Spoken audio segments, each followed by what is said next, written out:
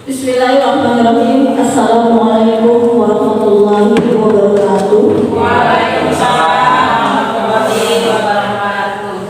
Alhamdulillah wassalatu wassalamu ala Rasulillah wa ala alihi wa ashabihi wa man wala la haula wala quwwata illa billah. Amma ba'd. Yang terhormat Ibu Kepala Sekolah dan Dewan Guru, yang saya hormati Bapak Hermansyah SPD selaku materi. Puji syukur marilah kita panjatkan kehadiran Allah Subhanahu wa taala karena taufik dan hidayahnya sehingga pada hari ini kita bisa berkumpul dalam rangka mengikuti kegiatan seminar budaya positif. Semoga Allah senantiasa melimpahkan kemudahan agar kegiatan hari ini menghasilkan sebuah pencapaian yang lebih baik. Amin. Selawat beriring salam marilah kita haturkan kepada junjungan kita Nabi Muhammad SAW. Semoga kita semua mendapatkan syafaat dari beliau di yaumul kiamah nanti. Amin. Hadirin yang saya hormati, sebelum memasuki acara inti, terlebih dahulu akan saya bacakan susunan acara pada pagi hari ini. Yang pertama, pembukaan. Yang kedua, sambutan kepala dari Ibu Kepala Sekolah. Yang ketiga, pemaparan materi oleh Bapak Hermansyah SPD. Yang keempat, tanya jawab. Yang kelima, penutup. Rekan-rekan guru sekalian, acara yang pertama adalah pembukaan. Marilah kita buka acara pada pagi hari ini dengan bacaan surat Al-Fatihah.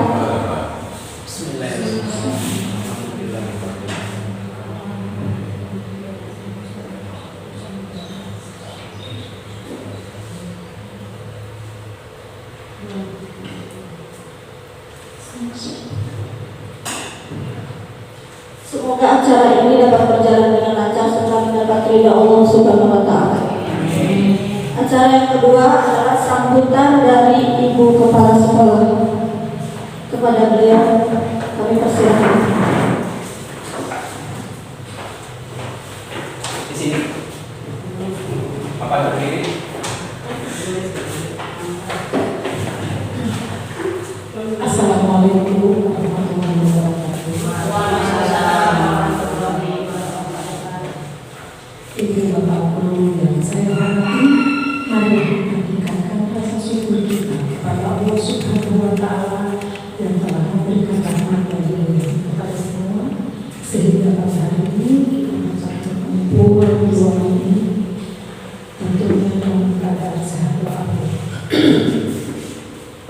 Salawat serta salam kita haturkan kepada junjungan Nabi besar Muhammad Sallallahu alaihi wasallam, kepada keluarganya, sahabatnya, temannya, kita berjaya. Mudah-mudahan kita semua yang ada di sini mendapatkan syafaatnya. Amin. Amin. Ibu dan bapak yang saya hormati, adapun kegiatan kali ini yaitu adalah kegiatan yang akan dilaksanakan oleh anak-anak tentang seminar modul budaya positif. Kami merasa bangga selaku orang tua di SDN Cibogor ini karena memiliki guru penggerak yaitu Bapak Hermansyah SPD, dan beliau kali ini akan menyampaikan hasil dari materi yang telah didapatnya selama mengikuti pembelajaran guru penggerak, yang mana beliau akan menyampaikan materi tentang seminar modul 1.4 budaya positif. Mudah-mudahan apa yang sudah didapat oleh Pak Herman bisa berbagi dengan teman-teman yang lain, bisa ditularkan di sekolah ini kepada teman-teman semuanya. Dan kepada teman-teman semuanya, mari kita dukung semua yang akan dilaksanakan oleh Pak Herman, terutama tentang budaya-budaya positif yang sudah dilakukan oleh Pak Herman. Untuk itu, mari kita simak bersama-sama, kita ikuti bersama-sama apa sih budaya positif itu. Mudah-mudahan kita semua di sini bisa mengikuti dan bisa melaksanakan tentang budaya positif yang akan disampaikan oleh Pak Heri. Mungkin itu saja, dan saya mengucapkan terima kasih juga kepada semua teman-teman ya, karena sudah hadir dan turut mendukung dengan kegiatan yang akan dilaksanakan oleh Pak Heri. Mungkin itu saja yang dapat saya sampaikan. Kurang lebih saya mohon maaf. Wabillahi taufiq wal hidayah. Assalamualaikum warahmatullahi wabarakatuh.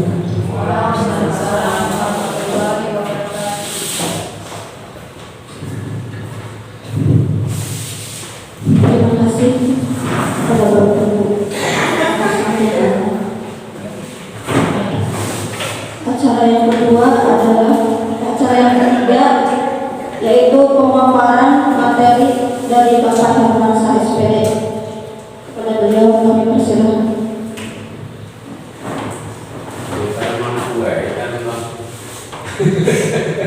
Assalamualaikum warahmatullahi wabarakatuh. Waalaikumsalam warahmatullahi wabarakatuh. Alhamdulillahirabbil alamin. Allahumma sholli ala sayyidina Muhammad wa ala ali sayyidina Muhammad. Yang saya hormati Ibu Kepala Sekolah SDN Cigaungua, yang saya hormati Bapak Ibu Dewan Guru SDN Cigaungua. Marilah kita panjatkan puji dan syukur kehadirat Allah Subhanahu wa taala yang telah memberikan nikmat pada kita.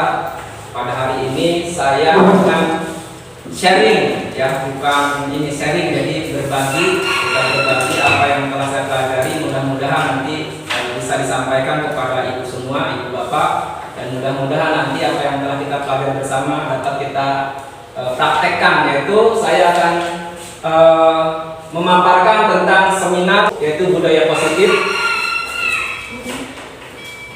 Nah, pengertian budaya positif di sekolah. Budaya positif merupakan perwujudan dari nilai atau kebajikan secara universal apa saja seperti keadilan, tanggung jawab, kejujuran, lurus hati, berprinsip, integritas, kasih sayang, rajin, komitmen, percaya diri, kesabaran, dan lain-lain yang diterapkan di sekolah. Kemudian untuk mengembangkan budaya positif, kita terlebih dahulu harus memahami yang pertama materi yang akan disampaikan adalah disiplin positif dan nilai-nilai kebajikan universal.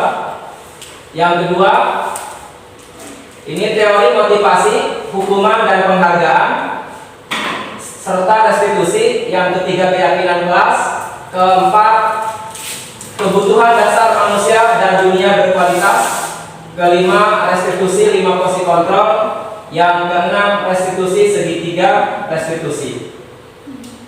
Ya, yang pertama disiplin positif dan nilai-nilai kebajikan universal, yaitu perubahan paradigma. Sebelum ke materi ini, saya ingin minta dua orang ibu guru, mungkin Bu ini dengan Ibu Nani untuk ke depan berdua. Jadi permainannya mudah, silakan. Jadi Bu Rini dengan Bu Nani, Bu Rini mengepalkan tangan, Bu Nani yang mengepalkan satu tangan saja, satu tangan. Nah, Bu Nani merebut apa yang ada di tangan seolah ada benda berharga. Boleh dengan marah, dengan bujukan, dengan menggelitik. Bu Rini mempertahankan. Jadi Bu Nani yang merebut, Bu Nani jangan ditutup. Nah, Bu Nani buka, merebut tangan Bu, suruh membuka. Tapi Bu Rini mempertahankan. Nanti bergantian. Jadi boleh caranya, boleh dengan cara merayu, memarahi, menggelitik. Pokoknya bagaimana agar Bu Rini itu membuka tangannya, bersedia membuka tangannya. Silakan. Ya.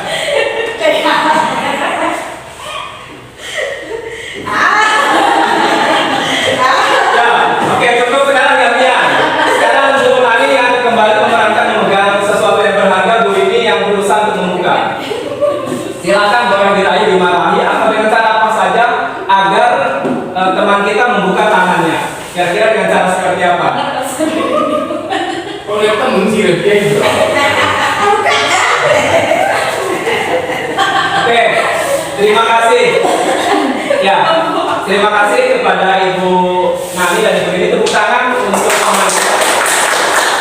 Oke, Ibu dan Bapak Guru, Kita lihat.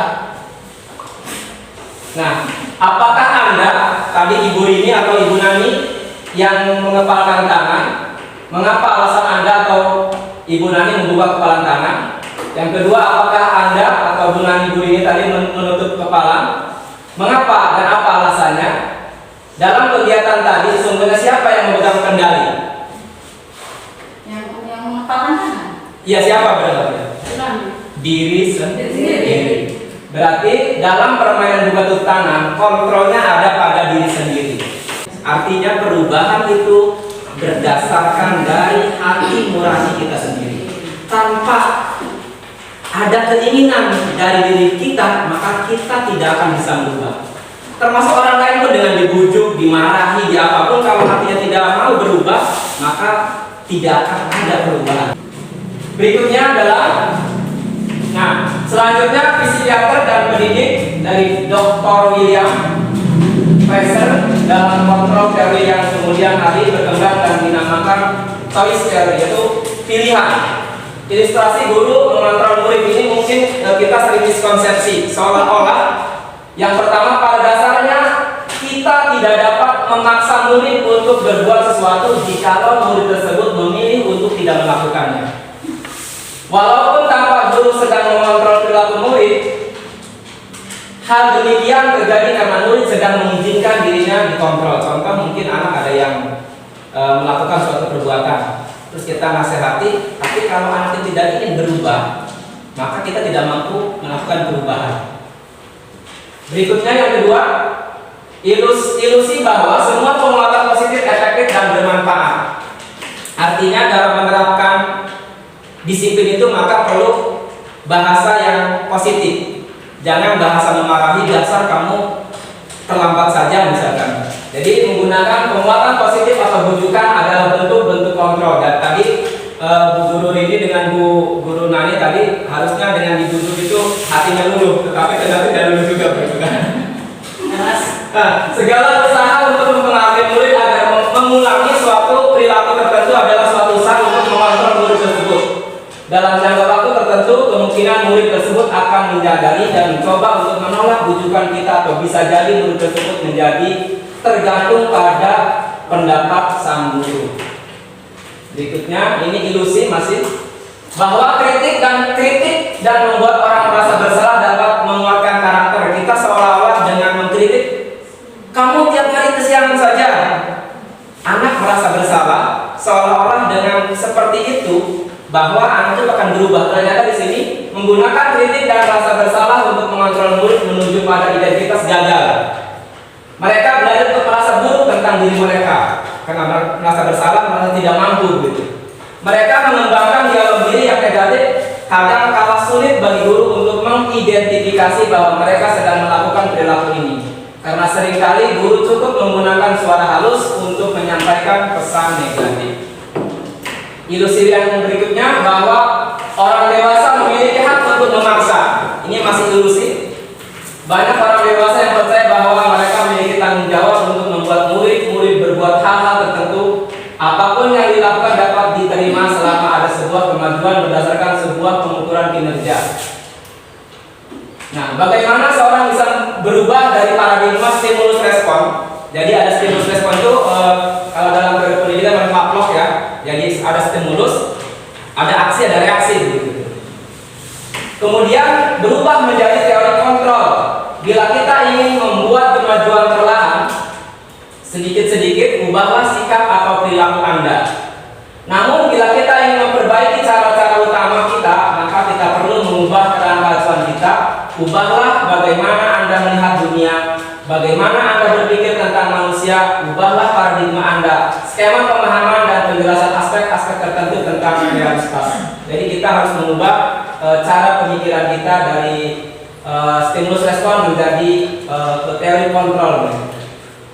Ini perbedaan stimulus respon dengan teori kontrol.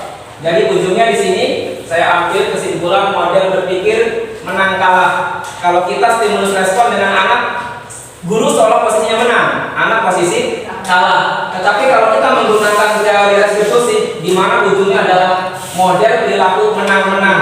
Artinya si guru menang, murid menang. Di mana perilaku menangnya? Jadi si murid diberikan kembali dengan kesadaran sendiri kepada perilaku baik seperti itu, bukan karena dipaksa, dihujat, dimarahi oleh guru seperti itu.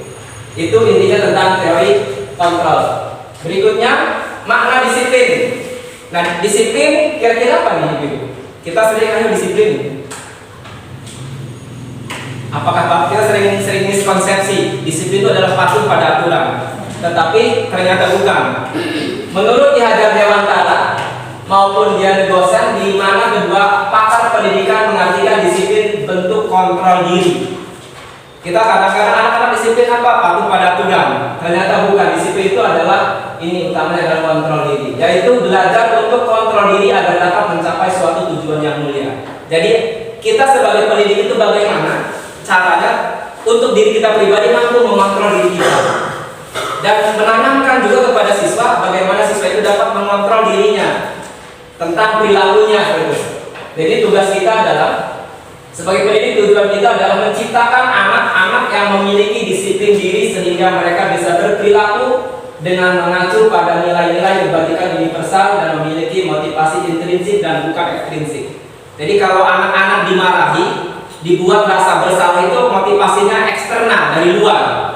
Tetapi motivasi internal atau intrinsik itu diberikan kesadaran kepada siswa bahwa oh ternyata apa yang saya lakukan itu salah. Apa yang saya lakukan itu ternyata tidak bermanfaat bagi saya dan orang lain. Maka timbul motivasi intrinsik ini yang sangat penting di dalam menumbuhkan minat belajar anak, juga menumbuhkan budaya positif di sekolah. Dilanjutkan, dalam pendidikan di Indonesia, nilai-nilai kebajikan itu sesuai dengan profil pelajar Pancasila. Yang pertama itu beriman, bertakwa kepada Tuhan Yang Maha Esa, dan berakhlak mulia. Mandiri, artinya mandiri itu anak-anak mampu belajar untuk menggali potensinya sendiri. Terus bernalar kritis, mampu menanya tentang apa yang dia ingin tahu. Berkebinekaan global, jadi menyadari bahwa di dunia itu beraneka ragam suku, budaya, agama, maka saling toleransi, hasil saling toleransi dengan memegang kepada keyakinannya masing-masing, tapi tidak menghina keyakinan orang lain. Kemudian bergotong royong, terus kreatif. Dan salah satu nilai bernalar kritis ini saya garis bawah paling penting di sini. Terus salah satu aksi nyata yang saya lakukan dalam pembelajaran bernalar kritis, yaitu bagaimana anak itu mampu menerima informasi itu diolah di dalam pemikirannya. Setelah diolah itu mampu dituangkan kembali, sehingga informasi itu dicerna itu apakah informasi ini benar apa tidak begitu. Artinya benar-benar informasi tersebut dicerna dengan baik sampai menemukan kebenaran yang benar, baru kita melakukan sebuah tindakan. Itu adalah dari pengertian nalar kritis. Kemudian, nah ini teori yang kedua dari motivasi, hukuman, dan penghargaan, yaitu restitusi. Motivasi perilaku manusia. Mari kita tanyakan ke diri kita sendiri bagaimana kita berperilaku. Mengapa kita melakukan segala sesuatu? Pertanyaan pertama adalah untuk jadi setiap orang melakukan suatu perbuatan itu ada 3 motivasi. Yang motivasi pertama adalah ini. Kita masuk di mana nih? Nah, yang pertama untuk menghindari ketidaknyamanan perhukuman. Mungkin pada anak-anak pun seperti itu. Dia datang ke sekolah tepat waktu, tapi tujuannya mungkin hanya ini. Kenapa saya sering bertanya kepada anak? Kenapa anak-anak datang tepat waktu? Namun telat Pak Guru, bukan dihukum.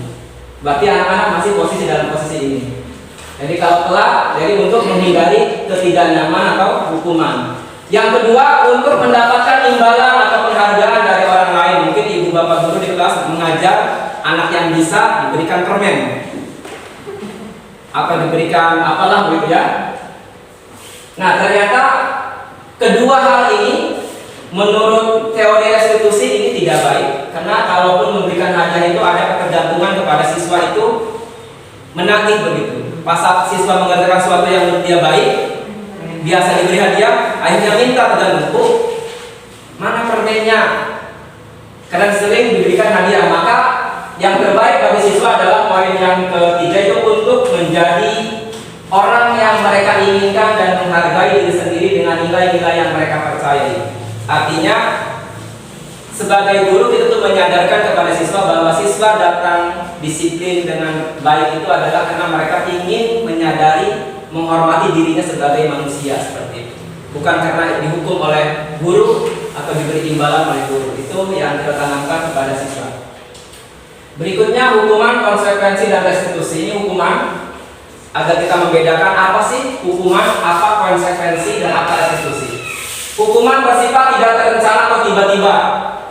Jadi tidak ada kesepakatan, tiba-tiba anak datang, panggil, kenapa kamu telat? Muter keliling lapangan. Itu hukuman. Jadi tiba-tiba anak atau murid tidak tahu apa yang akan terjadi dan tidak dilibatkan dalam sebuah aturan. Hukuman bersifat satu arah, hanya dari guru. Itu hukuman. Yang memberikan dan murid hanya menerima suatu hukuman tanpa melalui suatu kesepakatan. Jadi hukuman itu siswa terlambat, tidak mengerjakan tugas, suruh berlari, membersihkan lapangan tanpa diajak komunikasi. Itu namanya hukuman.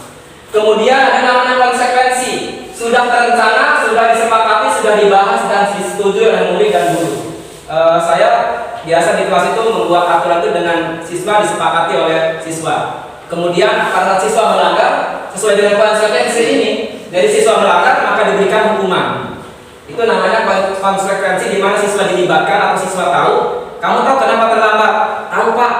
Tahu aturan di kelas? Tahu Pak. Sekarang apa hukuman kamu? Saya harus menyapu. Itu namanya konsekuensi. Jadi ada aturan sudah tahu, terus anak melakukan suatu pelanggaran, maka dia mengikuti konsekuensi yang dibuat secara bersama. Sedangkan restitusi adalah ini restitusi adalah proses penciptaan. Nah, ini kondisi murid untuk memperbaiki kesalahan mereka sehingga mereka bisa kembali pada kelompok mereka dengan karakter yang lebih kuat. Restitusi membantu murid menjadi lebih memiliki tujuan, disiplin positif, dan memulihkan dirinya setelah berbuat salah. Jadi restitusi adalah upaya guru untuk menyadarkan murid agar untuk menyadari kesalahannya. Nah itu yang penting. Jadi setiap anak melakukan kesalahan tidak langsung dihukum, tapi kita ajak berbicara. Kalau telat, kenapa telat? Diajak berdiskusi seperti itu. Mungkin anak-anak tadi akan berkaitan dengan 5 kebutuhan dasar manusia yang akan. Nah ini ciri restitusi adalah bukan ini ciri restitusi ini bukan untuk menebus kesalahan, namun untuk belajar dari kesalahan, memperbaiki hubungan, tawaran bukan paksaan. Jadi nanti ditawarkan, kira-kira apa yang kamu bisa lakukan agar besok tidak terlambat. Bukan dipaksa, misalkan harus keliling atau seperti tadi ya. Terus restitusi menuntun untuk melihat ke dalam diri. Jadi anak-anak mengevaluasi, apakah kamu terlambat itu baik untuk dirimu sendiri? Itu tanyakan kepada anak. Kira-kira bagus apa tidak? Gitu. Mengobrol di dalam kelas itu baik untuk anak, untuk dirimu sendiri atau tidak? Jadi anak itu untuk introspeksi diri. Terus restitusi mencari kebutuhan dasar yang mendasari tindakan. Karena apa dia melakukan keterlambatan, atau misalkan ada anak yang menjahili temannya, apa motivasinya? Nanti kita cari. Kemudian restitusi diri adalah cara yang paling baik. Restitusi fokus pada karakter bukan tindakan. Jadi bukan dari hukuman, tapi bagaimana memperbaiki karakter. Restitusi fokus pada solusi. Restitusi mengembalikan murid yang berbuat salah pada kelompoknya, jadi kembali kepada hal yang positif. Nah ini keyakinan kelas. Maka untuk mengembangkan restitusi itu tadi, maka kita harus membuat keyakinan kelas. Bagaimana mewujudkan sebuah keyakinan kelas yang efektif? Mengapa keyakinan kelas? Mengapa tidak peraturan kelas saja? Mengapa kita memiliki peraturan tentang penggunaan helm pada saat mengendarai kendaraan roda 2 atau motor? Kira-kira kenapa kita pakai helm? Keselamatan. Nah ini perlu ditanamkan kepada anak-anak, ya, bahwa aturan yang kita buat itu bukan karena takut kepada polisi pakai helm, tetapi kita keselamatan. Jawaban adalah untuk keselamatan, melindungi kepala kita. Maka aturan di kelas pun bukan anak-anak itu agar takut kepada guru atau kepada aturan sekolah, tapi memberikan kesadaran bahwa aturan itu bermanfaat bagi anak-anak. Terus nilai-nilai keselamatan atau kesehatan inilah yang kita sebut sebagai suatu keyakinan, yaitu nilai-nilai kebajikan universal. Karena setiap orang, agama apapun pasti ingin selamat. Mau orang Islam, Hindu, Buddha pasti inginnya selamat. Itu keyakinan ya, tidak bisa kita ubah kecuali dapat hidayah dari Allah. Kemudian pembentukan keyakinan sekolah, tata cara bagaimana membentuk keyakinan sekolah. Yang pertama, keyakinan kelas bersifat lebih abstrak. Kadang kita bawa poinnya banyak ya, dari 1 sampai 20 misalkan. Rambut harus pendek, kuku pendek, baju dimasukkan. Keyakinan kelas bersifat lebih abstrak daripada peraturan yang lebih rinci dan konkret. Dilarang apa tadi, rambut panjang, baju dimasukkan, datang tepat waktu, itu aturan. Pernyataan kelas senantiasa dibuat dalam bentuk yang positif, jadi tidak ada kata larangan, jadi tidak ada kata jangan, itu kata negatif, jadi kata-kata yang positif. Yang keempat, keyakinan kelas hendaknya tidak terlalu banyak sehingga mudah diingat dan dipahami oleh semua warga kelas, jadi simple. Keyakinan kelas sebaiknya sesuatu yang dapat diterapkan di lingkungan tersebut, jangan membuat sesuatu yang susah diterapkan.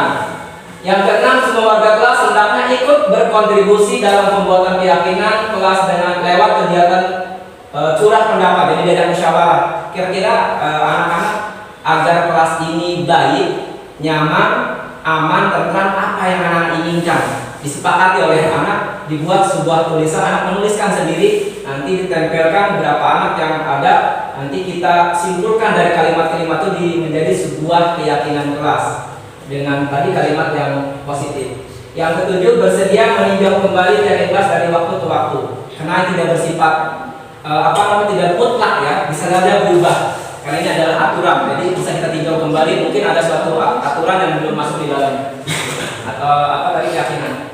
Contoh keyakinan kelas 5 ini contoh sebuah keyakinan. Yang pertama, selalu bersikap positif. Ini contoh sebuah keyakinan yang dibuat. Jadi bersikap positif, berpikir positif, senantiasa menjadi diri terbaik. Jadi anak-anak diharapkan setiap hari menjadi yang terbaik, percaya dan menghormati orang lain serta barang miliknya. Jadi menghormati kepada guru, teman, warga sekolah, dan menjaga milik barang-barang pribadinya. Kemudian berkomitmen terhadap setiap tugas. Kalau berkomitmen berarti apa yang diberikan oleh guru itu selalu dikerjakan. Kalau kita kan sering menggunakan kalimat yang langsung ya, mengumpulkan tugas tepat waktu. Di sini tidak, berkomitmen terhadap setiap tugas, senantiasa membantu, artinya bergotong royong dengan teman-teman yang lainnya. Ini kebutuhan dasar manusia dan dunia berkualitas. Jadi ada 5 kebutuhan dasar. Yang pertama adalah bertahan hidup, kasih sayang, penguasaan, kemudian kesenangan dan kebebasan. Dari 5 ini, mungkin anak yang kita melanggar itu sebetulnya kalau kita tanya, mereka ini ada atau motivasinya karena 5 hal ini. Mungkin anak yang bercanda di kelas, kenapa dia bercanda di kelas? Mungkin dia karena mencari kesenangan. Saya senang, mungkin di rumahnya dia tidak senang. Terus ada yang telat, mungkin juga dia karena kebutuhan hidup. Mungkin dia minta uang jajan, ibunya nyari-nyari dulu di rumah, sehingga datang ke sekolah telat. Ini bertahan hidup. Atau ada anak yang dia tidak pandai dalam suatu pembelajaran, sehingga ini menjadi memiliki kekuasaan. Dia membuli temannya karena dia merasa di bidang akademik dia tidak memiliki itu. Misalkan anaknya tidak mampu atau tidak cakap lah begitu ya, maka dia mencari kekuasaan di luar itu, bisa membuli atau memalak atau hal-hal yang negatif yang menyebabkan kesakitan atau menyakiti orang lain. Ini penguasaan. Kemudian kebebasan, bebas untuk memilih, jadi kebebasan. Kemudian ini 5 kebutuhan dasar manusia, yang mana kelima ini akan selalu mempengaruhi perilaku anak di sekolah. Kemudian ini berhubungan bertahan hidup. Kebutuhan bertahan hidup meliputi apa saja: kesehatan, rumah, dan makanan. Apakah anak-anak kita sudah tercukupi misalkan kesehatannya, rumahnya, makanan di rumah, kehidupan sehari-harinya pokok? Bisa jadi anak-anak kita di kebutuhan ini ada yang belum terpenuhi, sehingga mungkin ini mempengaruhi prestasi pembelajaran dan perilaku di sekolah. Yang kedua, kasih sayang dan rasa diterima, yaitu kebutuhan untuk disayangi, diterima meliputi kebutuhan akan hubungan dan koneksi sosial seperti teman, keluarga. Apakah dia sudah memiliki teman dengan baik? Bagaimana keluarganya? Apakah dari pasangan yang harmonis atau pasangan tidak harmonis? Nah, ini ada pasangan hidup dan teman kerja. Ini juga mempengaruhi terutama di keluarga ini. Kalau bagi anak-anak, apakah keluarganya itu keluarga yang harmonis, memiliki nilai-nilai religius yang tinggi, atau yang sering Bunami ini kan bisa jadi keluarga itu tidak mendukung karena tidak memiliki ide-ide yang sama dengan guru. Gitu. Kemudian penguasaan kebutuhan pengakuan atas kemampuan. Kebutuhannya meliputi keinginan untuk dianggap berharga, bisa membuat perbedaan, bisa membuat pencapaian, kompeten tadi. Jadi menguasai materi, baik itu dalam bidang akademik ataupun bidang non akademik, diakui, dihormati. Ini meliputi self esteem dan keinginan untuk meninggalkan pengaruh. Jadi tidak dipengaruhi oleh orang lain, biasa seperti itu. Terus yang keempat, kebebasan, yaitu kebutuhan untuk bebas adalah kebutuhan akan kemandirian, otonom, memilih pilihan dan mampu mengendalikan arah hidup seseorang. Jadi anak memiliki kebebasan untuk memilih. Terus kesenangan, kebutuhan akan kesenangan adalah kebutuhan untuk mencari kesenangan bermain dan tertawa. Kemudian refleksi 5 kebutuhan dasar. Nah, dari 5 kebutuhan dasar saya memiliki beberapa kalimat, nanti ibu-ibu tolong ini di sebelah kiri. Nah, kalau kebutuhan dasarnya tadi kan ada bertahan hidup, mencari kesenangan, penguasaan, atau mencari kesenangan. Kalimat ini kira-kira mana? Aku merasa bangga dan keren. Kira-kira apa ini? Kepuasan. Hah? Kesenangan? Apa kekuasaan? Penguasaan. Aku bangga, merasa. Hah? Penguasaan ya. Terus biar bisa jalan-jalan bersama keluarga. Tadi keluarga bersama ini. Kasih sayang ya, terus suami sayang. Aku senang bisa pergi ke tempat-tempat yang aku sukai. Senang atau kebebasan? Ini ada di sini ada senang, tapi ini aku sukai, aku suka. Kebebasan ya, artinya dia bebas memilih tempat yang dia sukai, mau ke pantai, begini nanti, apa mau ke rumah makan. Ini ya di sini. Mana sih? Ya. Ya. Jadi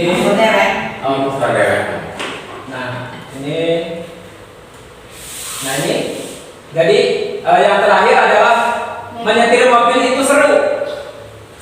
Kesenangan ya. Nah, seru kan? Bermain itu kan seru, itu kesenangan. Kita lanjut dari refleksi 5 kebutuhan dasar, yaitu tentang restitusi dan 5 posisi kontrol. Yang pertama adalah Adi yang terlambat hadir di sekolah. Maka si Adi tersebut kalau itu hukuman nada suara tinggi. Di sini nada suaranya tinggi, bahasa tubuh mata melotot. Kalau hukuman matanya melotot kepada murid, gitu ya. Nah ini. Jadi kalau 5 posisi kontrol, yang pertama adalah penghukum. Kita nanti posisinya di mana? Ciri penghukum itu adalah nada suara tinggi. Marah berarti kan? Si gurunya marah. Bahasa tubuh, mata melotot. Gurunya suara tinggi, matanya melotot. Dan jari menunjuk menghabis. Nah ini seperti ini kepada anak, kamu begitu kan? Nah ini nanti kita masuk yang mana? Yang kedua adalah tanyakan kepada diri Anda bagaimana perasaan murid bila guru berbicara seperti itu pada saat muridnya datang terlambat. Kira-kira apa perasaan murid? Maka hasilnya bisa dipastikan kemungkinan murid marah dan mendendam. Efek dari kita marah kepada murid yang melakukan pelanggaran, maka kemungkinan murid marah dan mendendam atau bersifat agresif, bisa melawan. Bisa jadi sesudah kembali duduk, murid tersebut akan mencoret-coret bukunya atau meja tulisnya. Karena nggak berani dengan ibu bapak guru, mungkin ekspresinya diungkapkan lewat tulisan. Seperti itu. Kemudian lebih buruk lagi sepulang sekolah, murid melihat motor atau mobil bapak ibu guru dan akan menggores kendaraan tersebut dengan paku. Banyak kempesin jadi sering terjadi dalam dulu ya. Ada gurunya galak, guru matematika katanya biasanya murid kena sudah gede-gede, ban sepedanya dikempesin dulu zaman matematika.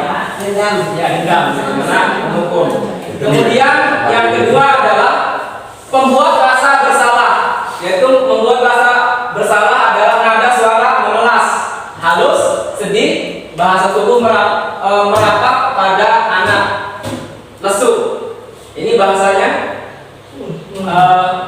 Adi, kamu ini bagaimana ya? Kamu sudah berjanji dengan ibu tidak akan terlambat lagi. Kamu kenapa ya senang sekali mengecewakan ibu? Ibu benar-benar kecewa sekali. Jadi anak merasa bersalah. Bahasa guru tidak marah tapi halus, tapi kalimat-kalimat ini ada rasa menyatakan kekecewaan sekali. Bagaimana perasaan murid bila ditegur seperti ini? Ini hasilnya yang dimungkinkan murid akan merasa bersalah. Bersalah telah mengecewakan ibu atau bapak gurunya. Murid akan merasa menjadi orang yang gagal dan tidak sanggup membahagiakan orang lain. Kadangkala sikap seperti ini lebih berbahaya dari sikap penghukum, karena emosi akan tertanam rapat di dalam murid. Di dalam murid menahan perasaan, tidak seperti murid dalam dengan guru penghukum, di mana murid bisa menumpahkan amarahnya walaupun dengan cara negatif. Tadi mencoret-coret, mungkin kalau dengan ibu bapak guru tidak berani di depan. Murid tertekan seperti inilah yang tiba-tiba bisa meletus amarahnya dan bisa mengganti diri sendiri atau orang lain. Mungkin bisa psikopat ya kalau bahasa yang ini. Kemudian, dari 5 posisi kontrol yang ketiga adalah kita menjadikan murid sebagai teman. Jadi penghukum merasa bersalah adalah sebagai teman. Bagaimana teman? Itu nada suara ramah, akrab dan bercanda, bahasa tubuh merapat pada murid, terus mata dan senyum jenaka. Ini kalimat contohnya. Adi, ayolah, bagaimana sih kamu? Kemarin kamu sudah janji ke bapak bukan? Kenapa terlambat lagi? Sambil tertawa ringan, sambil tersenyum ya. Ya sudah, tidak apa-apa, duduk sana. Nanti Pak Guru bantu kamu. Sambil senyum-senyum. Bagaimana perasaan murid dengan sikap guru seperti ini? Jadi guru menjadikan murid sebagai teman, maka kemungkinannya adalah murid akan merasa senang dan akrab dengan guru. Ini termasuk dampak positif. Hanya saja di sini negatif, murid menjadi tergantung pada guru tersebut. Bila ada masalah, dia merasa bisa mengandalkan guru tersebut untuk membantunya. Akibatnya, dari posisi teman, Adi hanya akan berbuat sesuatu bila yang menyuruh adalah guru tersebut, dan belum tentu berlaku yang sama dengan guru atau orang lain. Mungkin untuk kita, anak itu lebih nurut daripada ibu bapak wali kelas. Tapi pada saat guru lain masuk, biasa susah dikendalikan. Nah ini berarti kita belum berhasil ya. Nah terus yang keempat adalah pemantau. Jadi posisi pemantau, guru pemantau adalah nada suara datar, bahasa tubuh yang formal. Ini contohnya dengan masalah Adi, guru. Adi, tahukah kamu jam berapa kita memulai? Adi, tahu Pak. Guru, kamu terlambat 15 menit. Apakah kamu sudah mengerti konsekuensi yang harus dilakukan bila terlambat? Adi, paham Pak. Saya harus tinggal kelas pada jam istirahat nanti dan mengerjakan tugas ketertinggalan. Jadi pemantau itu hampir sama dengan konsekuensi anak tahu aturan. Apabila melanggar, maka sesuai dengan aturan yang disepakati. Itu pemantau. Kemudian yang terakhir adalah guru bersikap sebagai manajer. Nah ini yang diharapkan guru bersikap sebagai manajer. Ini yang tentunya yaitu apa saja? Nada suara tulus, bahasa tubuh tidak kaku, mendekat ke murid. Guru, Adi, apakah kamu mengetahui jam berapa sekolah dimulai? Adi, tahu Pak, jam 7.00. Guru, ya, jadi kamu terlambat. Kira-kira bagaimana kamu akan memperbaiki masalah ini? Ini kata kuncinya, ini ada diskusi. Jadi anak disadarkan, ini anak sadar, tahu Pak, menyadarkan. Terus guru tidak berikan solusi, tapi menanyakan solusi kepada murid. Nih, kira-kira bagaimana kamu akan memperbaiki masalah ini? Artinya masalah keterlambatan tadi. Adi, saya bisa menanyakan teman saya Pak untuk mengejar tugas yang tertinggal. Jadi karena terlambat, maka dia bisa solusi yang Adi inginkan, yaitu menanyakan tugas kepada teman. Ini guru baik, itu bisa dilakukan. Apakah besok akan ada masalah untuk kamu agar bisa hadir tepat waktu ke sekolah? Ini Adi. Tidak Pak, saya bisa hadir tepat waktu. Jadi guru menanyakan, apakah bisa hadir tepat waktu? Nah Adi jawab, bisa ya.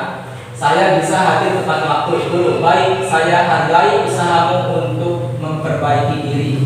Nah, bagaimana perasaan murid diperlakukan seperti ini? Maka hasilnya adalah ini. Pada posisi manajer, maka suara guru sebaiknya tulus, tidak perlu marah. Nah, tidak perlu marah dengan nada tinggi, tidak perlu meninggikan suara, tidak tambah dengan melotot ya, apalagi menunjuk-nunjuk dari ke murid, berkacak pinggang atau bersikap seolah-olah menyesal tanpa sedih sekali akan perbuatan murid ataupun bersenda gurau menempatkan diri sebagai teman murid.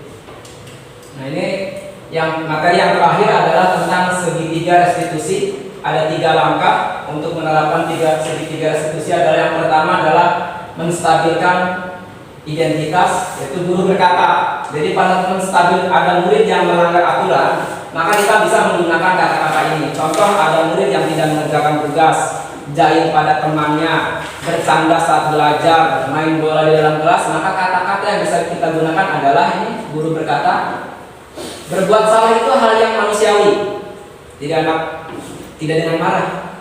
Nanti saya akan melihatkan praktek saya waktu itu. Tapi memang ini suaranya mungkin tidak akan nyambung dengan ini karena tidak ada bututnya ya. Terus, tidak ada manusia yang sempurna. Berikutnya, Bapak Ibu juga buat salah. Kita pasti bisa menyelesaikan permasalahan ini. Bapak Ibu tidak tertarik untuk mencari tahu siapa yang benar, siapa yang salah. Bapak Ibu lebih tertarik untuk menyelesaikan masalah. Terus, kalau kamu menyalahkan dirimu sendiri terus-menerus, apakah kamu bersikap baik bagi dirimu sendiri? Jadi anak disadarkan, menstabilkan identitas. Yang kemudian, ini validasi kebutuhan.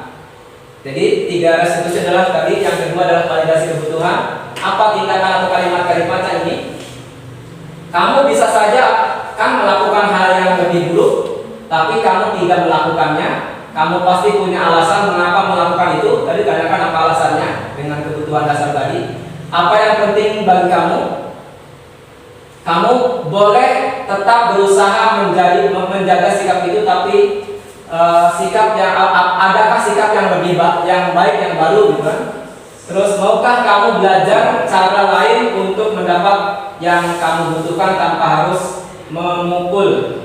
Apakah kamu bisa melakukan dengan lebih baik besok lagi? Ini validasi kebutuhan.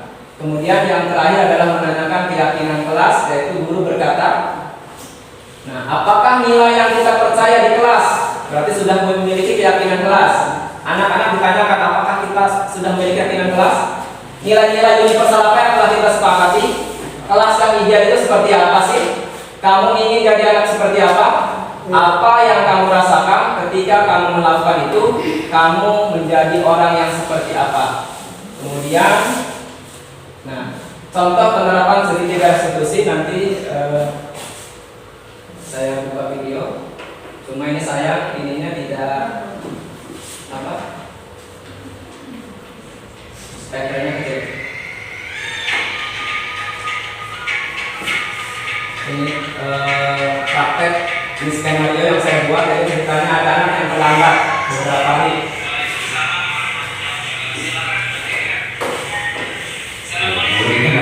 Ya, burung. Ya.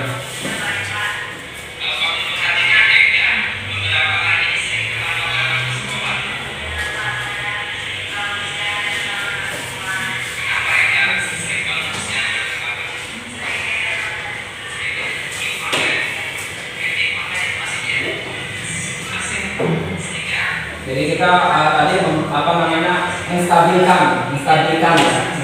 identitas dulu. Nah, ini validasi, kalimat validasi.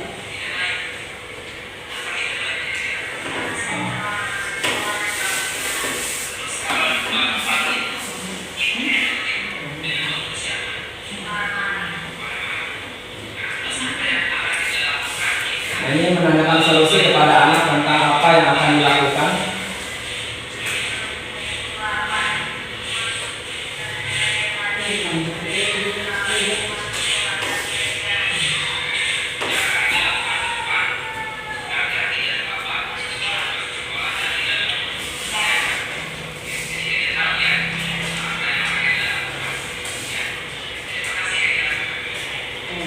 Ini salah keterlambatan. Yang kedua, kasus tentang anak tidak mengerjakan tugas, orang yang masih sama.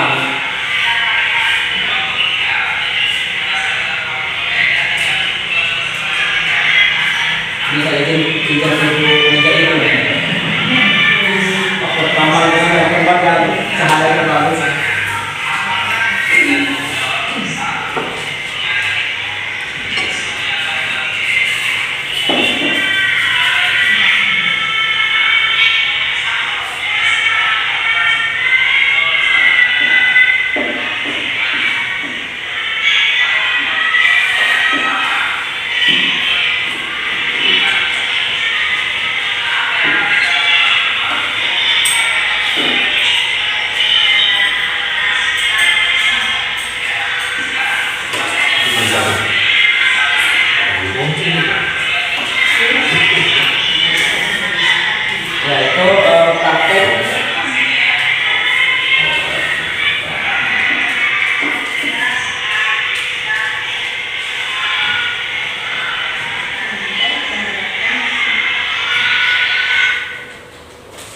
sudah kita selesai. Jadi tentang penerapan budaya positif.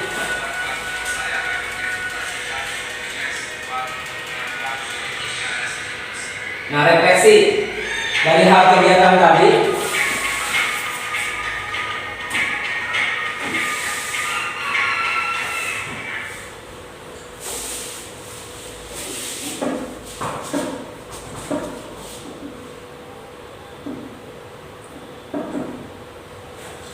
Refleksinya, hal baru apa yang mengubah paradigma saya yang saya dapatkan dari materi ini? Kira-kira apa yang Ibu dapatkan dari penjelasan tentang disiplin positif atau budaya positif? Apakah ada bayangan tentang disiplin positif itu, cara penerapannya? Hal baru apa yang mengubah paradigma saya yang saya dapatkan dari materi tadi? Mungkin Ibu Bapak punya bayangan tentang bagaimana mengatasi anak yang terlambat atau anak yang melanggar aturan. Yang kedua, perasaan apa yang muncul selama mengikuti sesi ini, khususnya mengenai makna disiplin dan motivasi intrinsik. Jadi motivasi intrinsik itu adalah motivasi yang lahir dari diri siswa, bukan dari dalam, bukan dari luar ya. Dengan cara kita menyadarkan tadi. Yang ketiga adalah perasaan among itu adalah kita sebagai pendidik, seperti apakah yang saya telah lakukan selama mengikuti modul ini. Yang keempat, saya akan menjadi among atau guru yang seperti apakah setelah mengikuti modul ini. Jadi Ibu dan Bapak setelah mengikuti penyampaian materi ini, apa yang akan Ibu Bapak lakukan dalam penerapannya di kelas untuk menciptakan budaya positif di sekolah. Jadi apa yang kita lakukan adalah bertujuannya kepada anak, agar anak mampu berkembang sesuai dengan potensinya, seperti filosofi pemikiran Ki Hajar Dewantara. Selesai, terima kasih. Ya, tepuk tangan untuk kita semua. Ya, terima kasih kepada Ibu Kepala Sekolah dan teman-teman Dewan Guru yang telah memberikan memfasilitasi kegiatan saya. Ini adalah salah satu bentuk kegiatan wajib, tugas aksi nyata yang harus saya lakukan sebagai salah satu pemenuhan tugas di calon guru penggerak.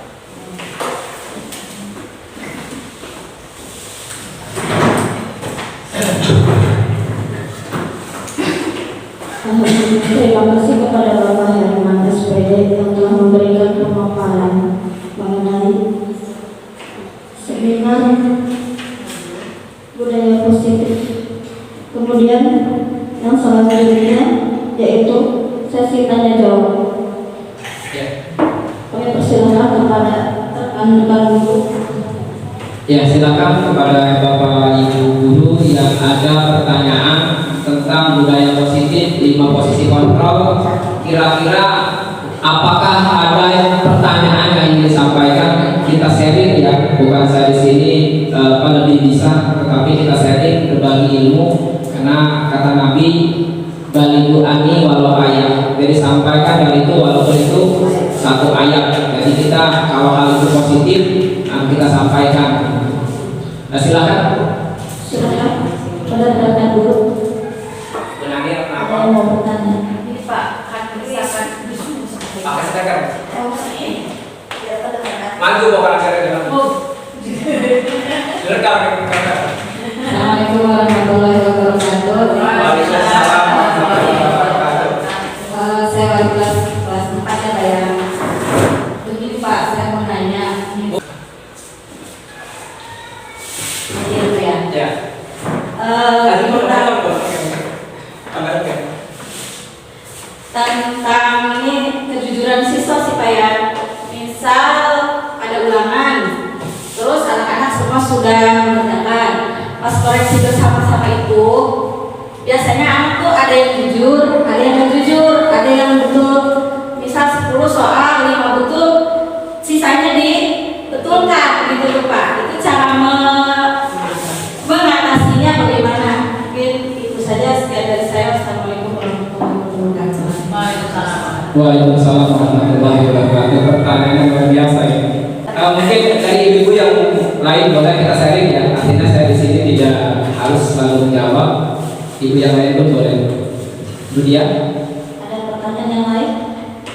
Langsung dijawab apa satu saja dulu? Langsung. Ya, tadi kalau kita memahami tentang penerapan segitiga restitusi itu, jadi Bu Nani panggil anak yang tadi yang mencontek tadi, kita diskusikan, diajak ngobrol berdua. Kita tidak menghukumi kamu salah, kenapa kamu menghukum? Ayo, kenapa kamu contek ya? Maksud yang tadi menghukum murid itu tidak, kalau dalam teori ini tidak pas gitu. Tapi diajak diskusi, anaknya diajak ngobrol, apakah yang kamu lakukan? Misalkan anaknya diajak untuk jujur ya, saya apakah jawaban itu benar jawaban kamu? Anak itu pasti jujur, bukan Pak misalkan, atau bukan Bu. Apakah mencontek itu sesuatu hal yang baik? Itu tanyakan kepada anak. Apakah mencontek itu sesuatu yang baik dan diperbolehkan oleh nilai-nilai agama kita? Ditanyakan. Nah, anak kan biasanya menjawab, itu tidak baik. Sekarang kalau memang itu tidak baik, apakah kamu atau bagaimana kamu ke depan? Jadi bagaimana kamu ke depan memperbaiki agar kamu nilainya bagus dengan cara tidak mencontek? Jadi tanyakan, solusi itu ditemukan oleh anak. Jadi itu hanya menanyakan apa alasan. Tapi kalau kita lihat dengan 5 kebutuhan, anak tersebut dia motivasinya butuh penguasaan tadi karena nilai ini besar, tetapi kemampuannya kurang. Begitu. Jadi kita tanyakan nilai-nilai itu, kita sadarkan bahwa anak yang mencari kuncinya seperti apa yang kami inginkan, gitu ya. Mungkin itu benar ya. Cukup ya. Ada yang lain silakan. Ya. Ngobrol ada. Maju. Ya. Ya boleh kita. Dan besar. Ya. Assalamualaikum warahmatullahi wabarakatuh. Waalaikumsalam warahmatullahi wabarakatuh. Terima kasih waktunya. Dalam sifat kejujuran sangat pas sekali dengan bidang olahraga, dan juga tadi pagi saya melakukan dalam kejujuran kelas 6. Apa kejujurannya? Kegiatan lari jarak jauh. Saya bicarakan ke anak, nah ini jarak jauh dari sekolah sampai ke situ terus pulang ke sekolah, tapi Pak Guru nggak ikut. Tapi kalau ada anak-anak 1 atau 2 orang yang memotong jalan, itu akan nilai kurang. Tapi katanya anak ini ada aja yang memotong jalan. Kata siapa Pak Guru? Pak Guru menugaskan ke KM dan wakil KM sampai bertentangan dengan saya. Terima kasih. Assalamualaikum warahmatullahi wabarakatuh. Waalaikumsalam warahmatullahi wabarakatuh. Jadi ini cerita Pak Maria. Ya cerita gitu ya. Bukan pertanyaan gitu ya.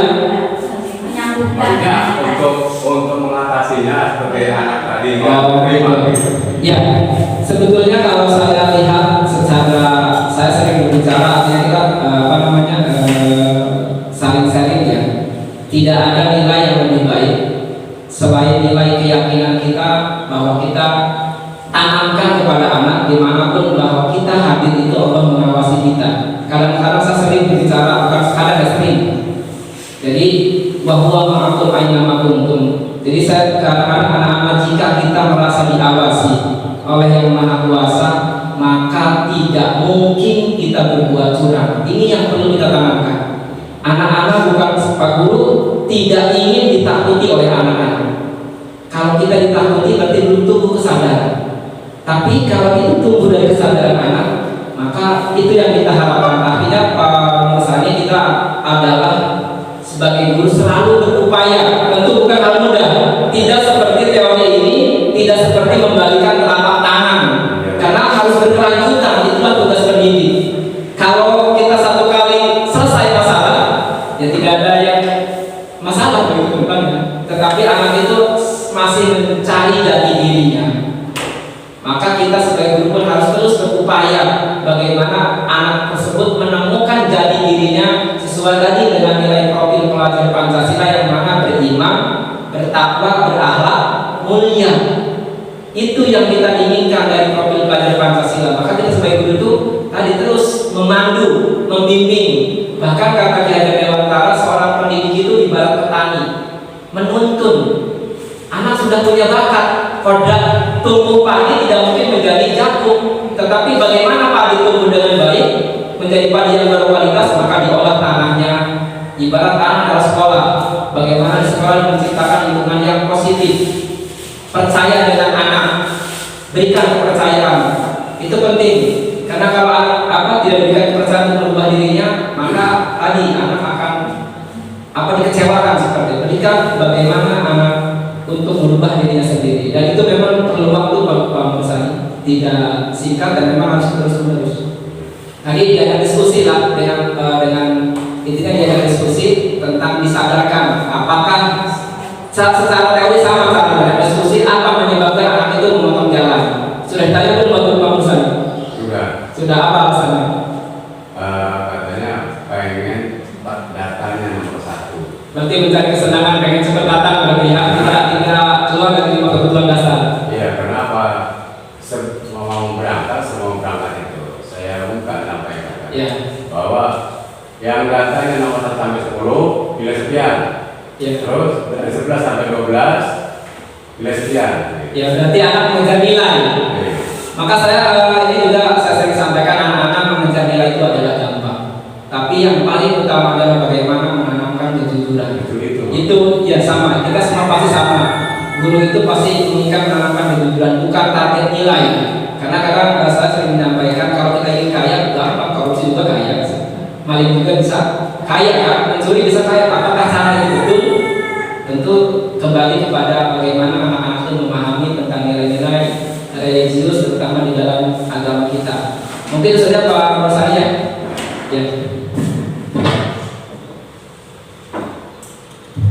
Terima kasih atas penjelasannya. Terima kasih. Assalamualaikum warahmatullahi wabarakatuh. Waalaikumsalam warahmatullahi Tidak wabarakatuh.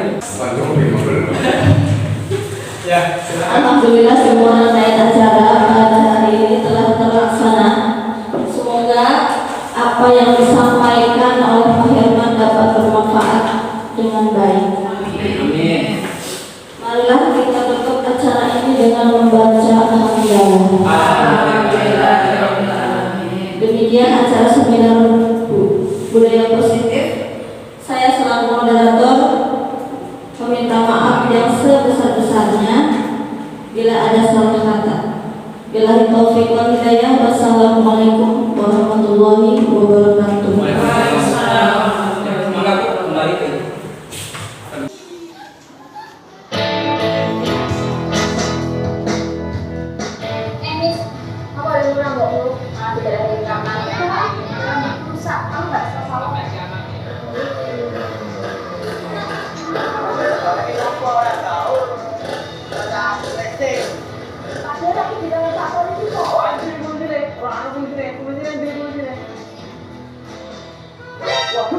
polisi ini.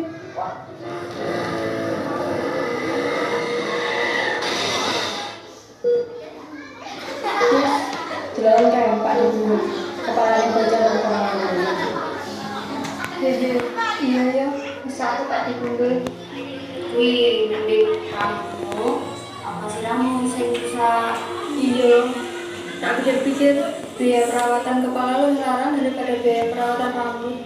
Ternyata lebih milih perawatan rambut atau merawat kepala? Merawat kepala berarti harus pakai helm. Maka sekarang Pak Guru inginkan kita tata kembali kelas kita. Pak Guru akan bagikan kertas ini. Tuliskan kira-kira kita ingin seperti apa agar kelas ini nyaman, aman, dan tentram. Jelas? Guru berikan.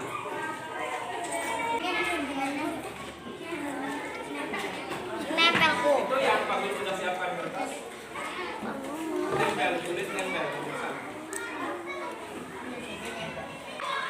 satu kalimat tentang keyakinan atau keinginan kita terhadap kelas ini seperti apa. Yang sudah, tempelkan di sini. Silakan ditulis.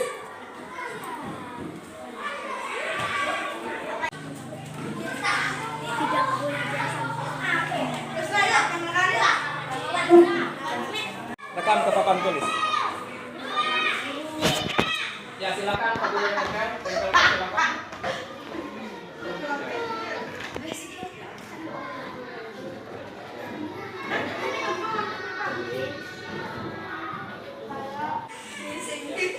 Yang tempel sini.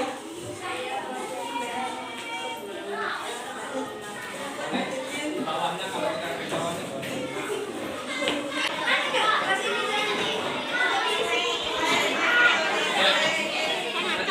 Duduk, ada yang masih duduk, silakan cari tempat yang kosong.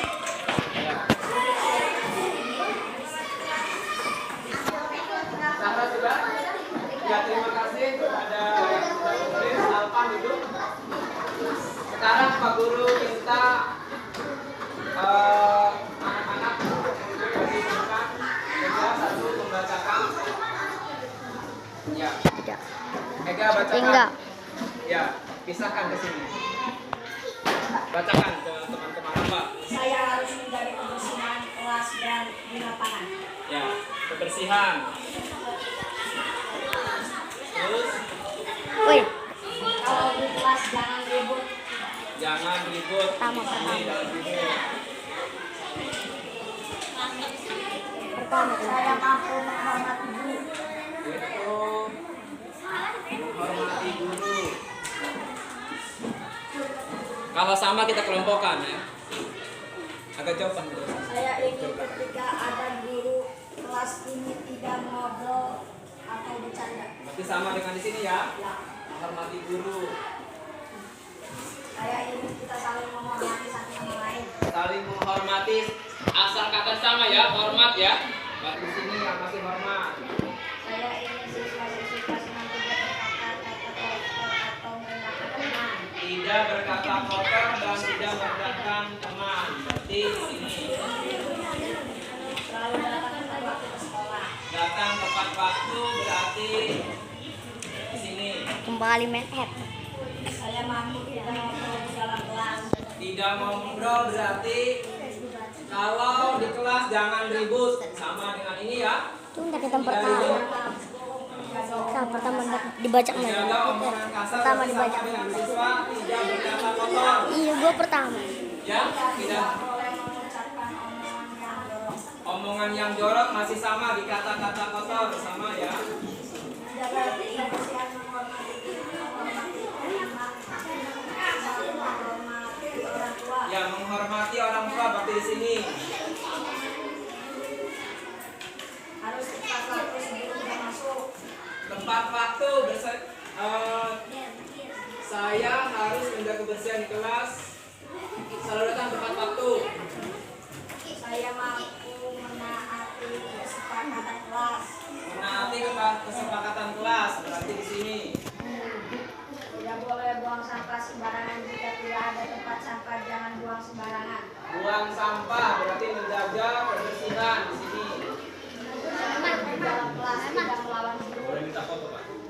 Tertib Kelas di dalam kelas. tidak melawan guru. Tertib di dalam ini tadi. Tertib di dalam kelas.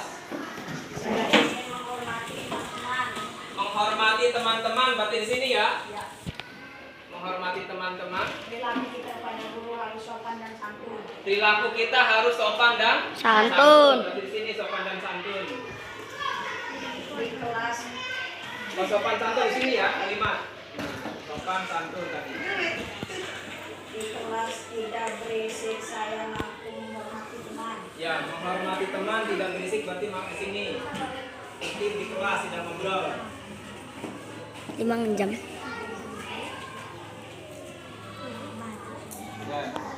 Ya simpan ini. Saya ingin kelas ini nyaman dan tentram. Nyaman dan Tentram. tentram berarti tertib. Saya ingin semua siswa tidak meledek atau berkata kotor. Tidak meledek dan tidak berkata kotor di sini. Saya ingin menjaga kebersihan kelas. menjaga kebersihan kelas di sini, tidak buang sampah. Kontingen. Tidak boleh berisik jika sudah mulai belajar. Tidak boleh berisik, berarti tertib di sini, jangan ribut. Tidak boleh berkata kasar atau kotor. Tidak boleh berkata kasar atau kotor, berarti di sini. Saya mampu kedua orang tua. Apa itu? Ini berarti menghormati kayaknya. Saya mampu menghormati kedua orang Wah. tua. Ini ya sopan, senyum, berarti ke sini sopan dan senyum. Harus tepat waktu sebelum kita masuk. Tepat waktu, berarti menaati masuk tepat waktu. Harul. Teman-teman membantu temannya, berarti saya ingin cuma sini berarti. Saya ingin teman selalu baik dan menghormati guru. Menghormati guru dan teman di sini. Saya ingin teman-teman baik. Teman-teman baik, berarti di sini ya. Pas belajar tidak berisik. Tidak berisik, berarti jangan ribut sama. Saya Menaati kesepakatan kelas. Saya ingin jangan berisik. Jangan berisik, berarti di sini tertib.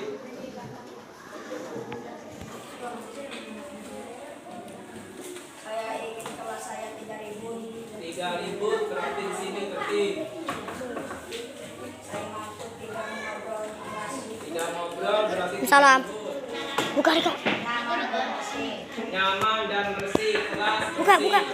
Harus sopan sama guru. Waalaikumsalam. Nyaman. Nyaman. Di kelas tidak ribut. Di kelas tidak ribut di sini. Tidak boleh buang sampah di dalam kelas. Berarti kebersihan. Tertib menghormati kepada guru. Tertib dalam kelas. Tertib dalam kelas di sini berarti. Wis gak. Ya. Ya. Ih, tak ulang gitu. Kita sudah mengambil kesimpulan dari 40 orang siswa. Yang hadir adalah 40 orang siswa. Maka kalau disimpulkan kalimat-kalimat hanya ada 6 poin. Yang pertama adalah saya mampu datang ke sekolah tepat waktu. Datang ke sekolah tepat waktu. Satu. Saya mampu atau kami ya, dan semuanya kan ada banyak. Kami mampu datang ke sekolah tepat. Yang kedua, kita lihat saya harus menjaga kebersihan kelas dan lapangan. Berarti kami mampu menjaga Kebersihan.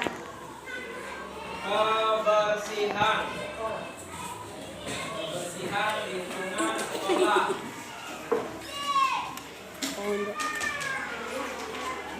Yang ketiga di sini, kalau di kelas jangan ribut.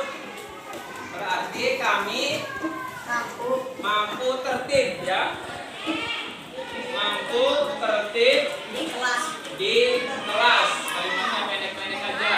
Itu 2, 3. Yang keempat, saya mampu menghormati guru dan orang lain. Kami mampu Shooting. menghormati